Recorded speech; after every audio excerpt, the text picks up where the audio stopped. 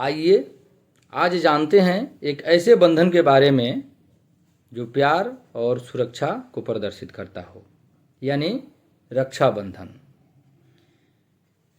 रक्षाबंधन नाम से ही प्रतीत होता है ऐसा बंधन जो प्यार और सुरक्षा को प्रदर्शित करता हो। हमारे भारतवर्ष में इतनी सारी विभिन्नताएं हैं कि यहाँ एक ही त्यौहार के लिए अलग अलग जगहों पे अलग अलग पौराणिक कहानियाँ, कथाएं, वेशभूषा, खान पान देखने को मिल जाता है। आइए हम बात करते हैं भारत का सबसे बड़ा ग्रंथ और हिंदुओं का प्रमुख काव्य ग्रंथ महाभारत की, जिसमें वर्णित कथा के अनुसार एक बार जब श्री कृष्ण राजा शिशुपाल का वध अपने सुदर्शन चक्र से कर दिया, तब श्री कृष्ण के उंगली से खून बहने लगा था। द्रौपदी की नज़र भगवान कृष्ण के उंगली पे अचानक पड़ती है। तभी द्रौपदी अपने साड़ी से एक चीर फाड़कर प्रभु श्री कृष्ण के उंगली में बांध देती है और श्री कृष्ण वहीं पे वचन देते हैं कि भविष्य में किसी भी संकट के समय वो द्रौपदी की सुरक्षा करेंगे। तभी से रक्षाबंधन की परंपरा शुरू हुई। आगे चलकर श्री कृष्ण अपने वचन का मान रखते हुए द्रौपदी के चीरहरण के समय उनकी सुरक्षा करते हैं। एक ऐतिहासिक कहानी भी है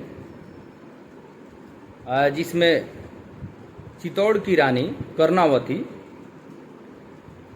राखी के साथ एक पत्र लिखकर सम्राट हुमायूं से अपनी राज्य की रक्षा के लिए आग्रह किया था, अनुरोध किया था। हम देखते आ रहे हैं जो रक्षाबंधन सावन के पूर्णिमा को मनाया जाता है, जिसमें बहन अपने भाई को राखी बांधती है, लेकिन ऐसा किसी वेद, पुराण या धर्म ग्रंथ में वर्णित नहीं है कि सिर्फ बहन ही भाई को राखी बांधेगी। राखी का बंधन सुरक्षा और प्यार का बंधन को दर्शाता है, प्यार के बंधन को दर्शाता है। इसलिए माँ अपने बेटे को, पत्नी अपने पति को, मित्र अपने मित्र को राखी बांध सकती है, यह वर्जित नहीं है। यह बेटे के लिए माँ के प्यार और सुरक्षा, पति के लिए पत्नी के प्यार और सुरक्षा, तो मित्र के लिए मित्र के प्यार और सुरक्षा को दर्शाता है। इसलिए आप अगर किसी व्यक्ति में अपनी सुरक्षा और प्यार को देखते हैं तो आप उसे राखी बांध सकते हैं।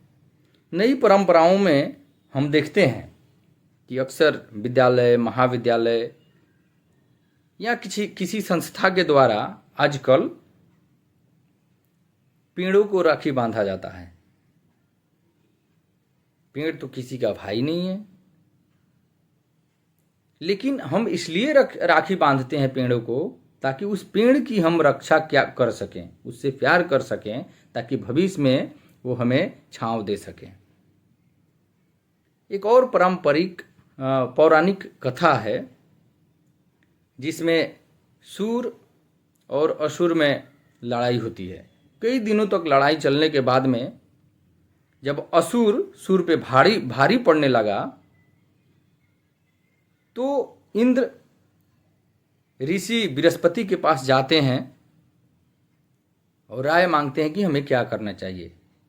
ऋषि बृहस्पति इंद्र को सुझाव देते हैं कि आप अपनी पत्नी से एक सुरक्षा धागा बंधवाइए